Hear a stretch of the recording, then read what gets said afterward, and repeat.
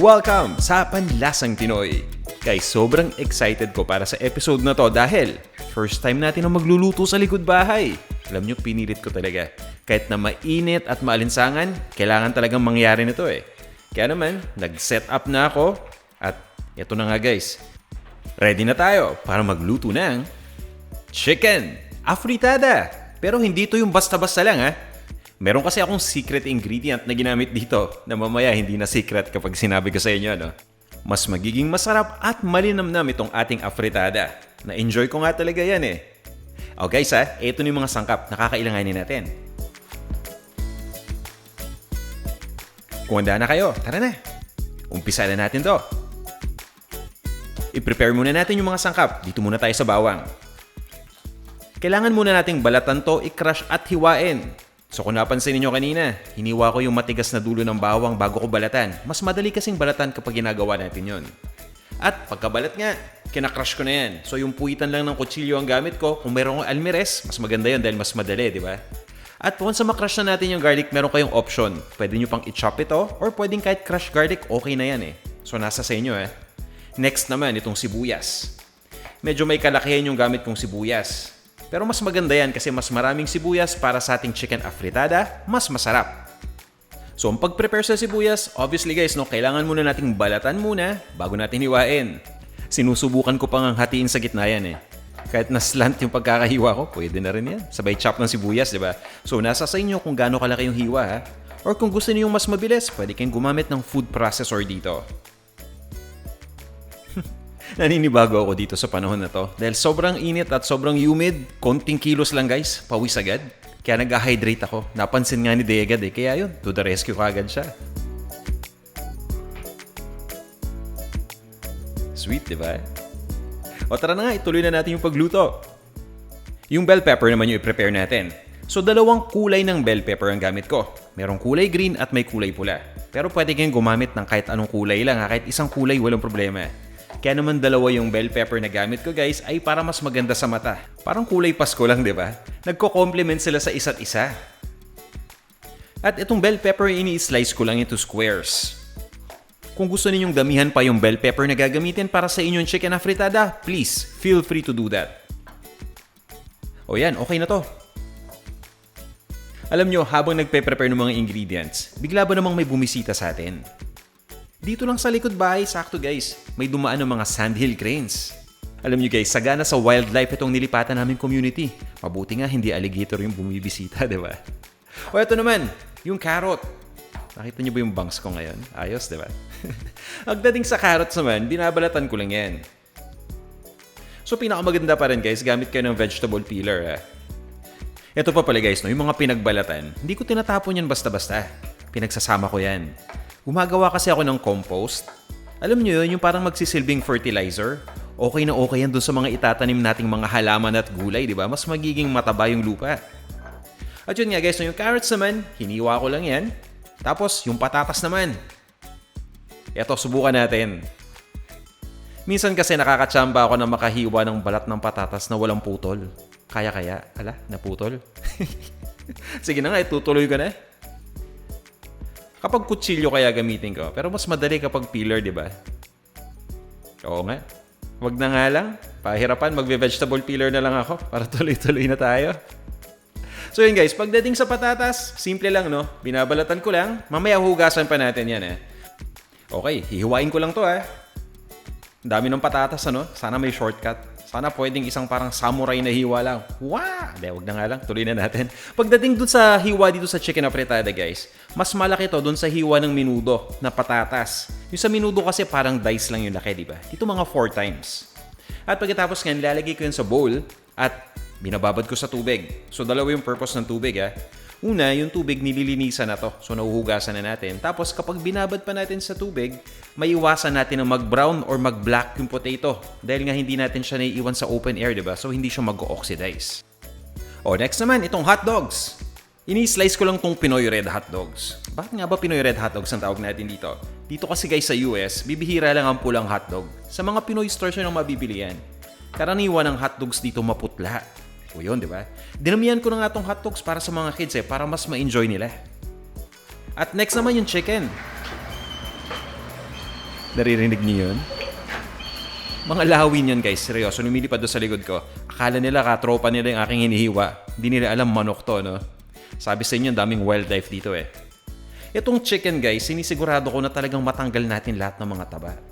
Tapos nan, syempre i-slice na natin into serving pieces, di ba? Mukhang kakailanganin ko dito yung malaki-laking kutsilyo. Palitan natin para mas madaling hiwain.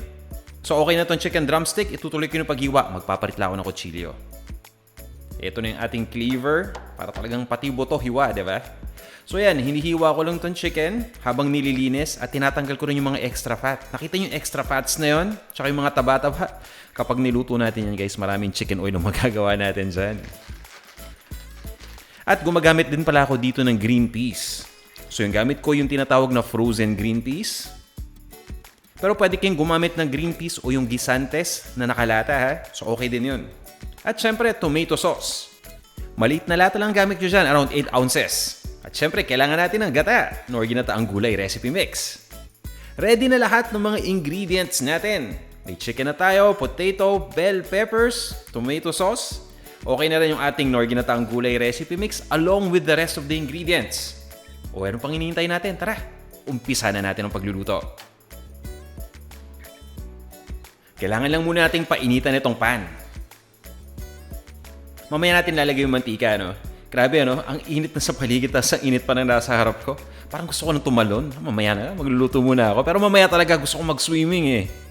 Ayun guys, once na mainit na yung pan, doon ko palang ilalagay yung mantika. So importante yan ha, para mas maganda yung pagkakaluto natin doon sa mga ginigisa. At speaking of gisa, nilagay ko na nga yung bawang. Itong bawang ay ginigisa ko lang hanggang sa mag-umpisa ng maging kulay brown. Mapapansin nyo naman yan eh. Basta ang importante halu-haluin nyo lang. Huwag nyo lang pabayaan sa isang corner yung bawang kasi pag ganun, maluluto lang yung isang side nun, hindi mapapantay. Tapos yan, kapag nakita ninyo na nagbabrown na, ilagay nyo na yung sibuyas agad. Tapos halu-haluin nyo rin. Itong sibuyas, niluluto ko lang yan hanggang sa lumambot na. Pwede nyo rin itos yung pan or i-shake-shake na katulad yan. Yun nga lang iba yung korte nito, no? Medyo mahirap yung pagtos. Once na malambot na yung sibuyas, ilagay na natin dito yung chicken. Marami yung gamit nating manok dito, pero saktong-sakto lang naman yan dito sa lutuan natin. Ang tanong dyan, paano natin ito babalik na rin ng madalian? Alam ko na. Naiwan sa loob. Sandali lang may kukunin lang ako. Guys, eto, tinidor. So once na maluto na natin ang mga 1 to 1.5 minutes yung isang side, balik na rin lang natin yan. Gumagamit lang ako ng tinidor para mas madali, di ba? Kaya hindi naman natin kailangan ng mga fancy tools dito eh. Kung ano lang yung available sa kusina ninyo. And speaking of kusina, tumakbo pa ako sa kusina para kunin yung tinidor. So, ganyan lang yan guys. Tinutuloy ko lang yung paggisa o yung pagluto sa manok hanggang sa mag-light brown na yung kulay. O, diba? Yan, okay na to. Pwede pa nating bali-balik ta rin kung gusto ninyo. Kung nakikita ko yung medyo kulay pinkish pa, tapos medyo nababother kayo at gusto niyo yung brown na brown or light brown, sige lang, ituloy nyo lang ang pagluto pa. Basta wag nyo lang susunugin, walang problema yan. Sabay lagay ng tomato sauce natin. Actually guys, kapag naglalagay ako ng tomato sauce, sinisimot ko pa yung lata niyan. Sayang may natitira pa, diba? Kaya nilalagyan ko ng tubig. Tapos sinahalo ko lang yan, just making sure na na-distribute natin mabuti yung tomato sauce. At guys, susunod ilalagay na natin dito yung hot dogs. So yan, hinahalo ko lang yan dito with the chicken. Pero alam nyo guys, kung medyo malaki yung lutuan niyo, yung tipong may extra space pa, pwede nating igisa yung hot dogs with the chicken kanina eh. So nasa sa inyo yun eh. O ngayon naman, kailangan na nating pakuluan yung chicken hanggang sumaluto to ng tuluyan at lumambot na rin. Kuha lang tayo ng tubig. Papabayaan ko lang kumuluto. Para mas mabilis, tinatakpan ko lang yung lutuan. Init. Parang gusto ko nang tumalon ngayon. Sandali Tambay muna ako habang nag-aantay kumulo. Ay nako guys, nakaka-tempt tumalon na no. Eto, babasain ko lang muna yung paa ko. Para at least ma-cool down kahit papano. Parang bata lang na naglalaro na. Ay, ang sarap. Medyo mahangin dito. At check ko na, baka kumukulo na yung ating niluluto. Mamaya na nga ako maliligo. Eto na, check na natin. Uy, kumukulo na. So once na mapakulo na natin, okay na to guys. O yan yung gusto nating mangyari, di ba? Yung konting kulo lang, halu-haluin lang muna natin yan. Minsan binabaliktad ko pa yung chicken. At yung hotdog, so di pa. Kulang pa ng luto yan. So ngayon guys, ilalagay ko na itong ating Knorr ginataang gulay recipe mix. Gawa ito sa tunay na gata at maganda ding source ito ng calcium. Hindi ko sure kung nasubukan nyo ng maglagay ng gata sa inyong chicken afritada. Pero kung hindi pa, subukan nyo itong ginagawa ko. Mas nagiging malinamnam at creamy yung inyong chicken afritada. And guys, kayo na humusga kasi para sa akin, nung first time ko nasubukan to, nagustuhan ko talaga. Ang ginagawa ko dyan, hinahalo ko lang itong Knorr ginataang gulay recipe mix sa tubig. Binubuhos ko lang to dito sa chicken with hot dogs. At itinutuloy ko lang ang pagluto. Simpleng-simple lang, di ba? Hinahalo ko lang ng konti muna yan para lang at least ma-incorporate dun sa ibang mga ingredients tapos tinatakpan ko na tong lutuan natin. Siniset ko lang nga pala yung heat nito between low to medium. At niluluto ko na to ng mga 45 minutes. Kung gusto ninyong lutong-luto, pwede nyo pang tagalan yan. At after ng 45 minutes, okay na to. Ilagay na natin yung ibang mga ingredients pa. Pero bago ang lahat, titikman ko muna ha. Gamit ang malinis na kutsara, sasandok lang muna tayo ng sauce. Okay na. Creamy pero may isasarap pa yan. Kaya naman, naglalagay ako ng Knorr Chicken Cube. Alam niyo guys, bigla ko naalala si Mama. Kasi nung bata pa ako, palagi ko siyang pinanunood na magluto. Ang galing magluto ng nanay ko eh. At naalala ko nga na lagi siyang gumagamit ng Knorr products. Big fan kaya siya. At guys, yun yung nakagisnan ko. Kaya naman hanggang ngayon, eto, gumagamit pa rin ako ng Knorr. Kumbaga, sabihin na lang natin na laki ako sa Knorr. Iba talaga kapag nakagisnan mo na eh. Yung tipong nagustuhan mo lalo, hindi na maalis sa'yo yan eh. O, tinan nyo naman, di ba? Okay na itong naluto natin. Ayun, natumbok na. Ibig sabihin, pwede na nating ilagay itong mga patatas. Pati na rin yung carrots. Isabay na natin. At para mas maganda yung pagkakaluto dito, minimake sure ko lang guys na nakasubmerge na to sa sauce. Nahulog pa yung isa, sayang, kainin natin. So okay na to guys, tatakpan ko lang muna. Itutuloy ko lang ang pagluto dito ng mga 8 minutes pa. Alam nyo guys, ang ganda dito sa Florida kasi pwede na ako magtanim ng mga halaman. Katunayan nga may nagbigay sa akin ng kalamansi, papalakihin natin yan. At syempre, magtatanim tayo dito ng mga gulay para naman may magamit tayong mga ingredients. Okay, so eto na ha. After 8 minutes, okay na tong ating patatas at carrots. Malambot na. Ilagay na natin yung ibang mga ingredients pa. Ito na yung ating green peas. Kanina frozen yan, di ba? Saglit lang sa labas, tinan nyo. Ayos na. Natanggal na yung pagkaka-frozen. At ilagay na rin natin syempre yung mga bell peppers. Pagsabayin na natin yan lahat. Tapos konting halo-halo lang At itutuloy ko lang ang pagluto dito ng mga 3 minutes. Pwede nyo pantagalan. Mga 3 to 5 minutes. Okay yan. Tapos pwede nyo nalakasan nyo po So right now, naka-medium heat na tayo dito. Hindi ko natatakpan. Total saglit lang naman Tapos hahaluin ko lang to every 1 minute. Nako guys, may bigla ko naalala. Hindi ko sure kung nakapagsaing na. Tingnan ko lang Uy, nagsayang na nga. Kaso kakasaing lang. 48 minutes. Luto na halos tayo. Ako guys, okay lang. Mag-aantay lang tayo pagkaluto. O basta, ituloy na nga lang natin yung pagluto. Timplahan na natin to. Siyempre, ground black pepper muna tayo. At asin. So marami tayong pwedeng ipang season dito, Asin ang ginagamit ko para sa recipe. Pero guys, sa totoo lang, pwede kayong gumamit dito ng patis. At ito pa importante lalo na doon sa mga beginners. Once na ma-season na natin, importante na halu-haluin natin itong mabuti. Huwag naman yung sobrang halo, baka madurog yung mga gulay Dahan-dahan lang. At ang bango na. Ngayon, titikman na natin ulit ito. Kaya natin hinalo mabuti yan para ma-distribute yung salt and ground black pepper. O yan samahan na natin ng mga gulay.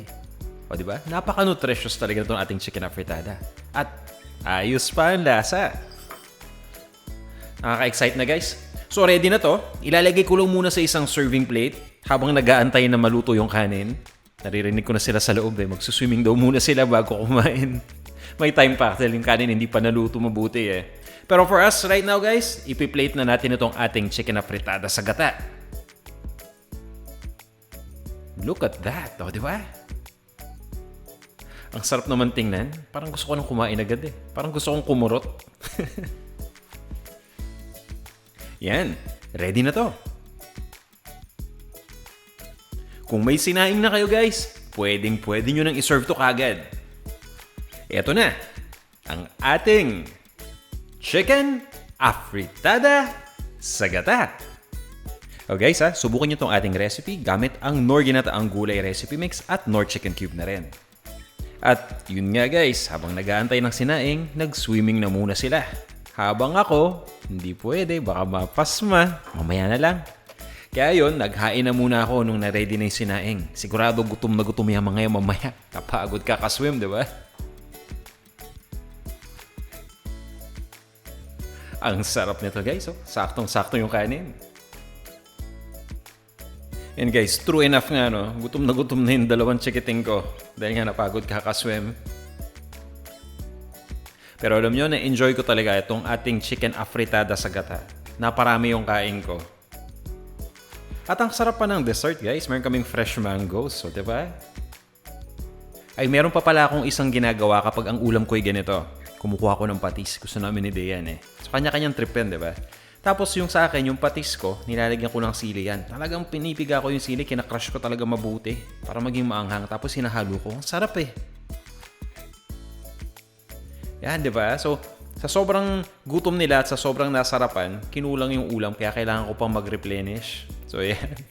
Tapos sabay kain ng fresh mangoes, panalong panalo. Yun nga no, after kumain, nag-decide ako na mag-swimming na. So, syempre, may spa, ako lang mag-isa at madilim. Ayos yan, diba? Solong-solo ko ngayon. Mabilis lang naman to guys, nagpa-cool off lang ako dahil sobra talagang init. Ang maganda naman, pagdating ng gabi, syempre wala ng araw, diba? So, ayan, may enjoy mo na. Hindi ka na matatakot na masunog. At nakakapag-exercise pa ako. Sa sobrang dami ng kinain, diba? Kailangan nating matunawan. Yan yung mga pinagagawa ko ngayon dito, guys. Yan. At syempre, at the end of the day, magre-relax lang tayo. Pero tingin muna sa taas, baka biglang may paniki. And guys, alam nyo ba? Masarap ding i-almusal. Yan, chicken afritada sa gata. Ito yung routine ko pag-gising tuwing umaga. Syempre, may kape, di ba? Naglalakad lang ako paikot dito sa aming community. Kasi nga bago pa lang kami dito, so ayan. Nag-explore ako. Tinitingnan ko kung ano-ano yung mga nangyayari sa paligid. Wala pa kaming isang buwan dito right now eh. So ayan, nagmamasid-masid. At since new community ito, marami pang mga binibentang bahay. Tapos yan, hoping for wildlife na makasalubong ko din during the walk. Basta wag lang alligator, okay lang ako. Kakaripas ako ng takbo niyan. And yun nga guys, pagkabalik sa bahay, galing ng aking morning walk with coffee, syempre kakain na ako ng almusal niyan. E nasa isip ko bang naglalakad, yung chicken afritada syempre, E nilalagay naman namin sa fridge yung mga leftovers usually, para at least, diba, hindi masira. Iniinit ko lang yan sa microwave, hoping na may natira pang kanin. Kaso, nasimot. Pero hindi pala nasimot. Kasi, nung pumunta ako sa fridge, nilipat pala ni Day sa lalagyan. So, ayan, may natira pang kanin. Naalala ko ang tawag dito bahaw, kaning lamig, di ba? O yan, ang sarap isigang tuloy. Ang sarap isangag niyan. Yung masarap na isangag dahil nga hindi na magkakadikit, di ba? Dahil leftover nga. Pero for this purpose, hindi na ako nagsangag. Diretso na kaagad sa microwave yan. At para magmukhang breakfast nga, di ba? Nagprito pa ako ng itlog. Isang itlog lang, okay na ako dyan. Sunny side up, di ba? So sakto, halos luto na yung itlog nung mainit na yung ulam. So, tinatap ko lang yan dyan. Siyempre, asinan lang muna natin yung itlog. Solid na. Tapos, kung medyo yellowish pa yung taas, magsuscoop lang ako ng mainit na mantika. O yan, di ba? Naluluto na. At siyempre, kain tayo dun sa likod para kompleto yung experience natin. Mas maganda, di ba? Sarap!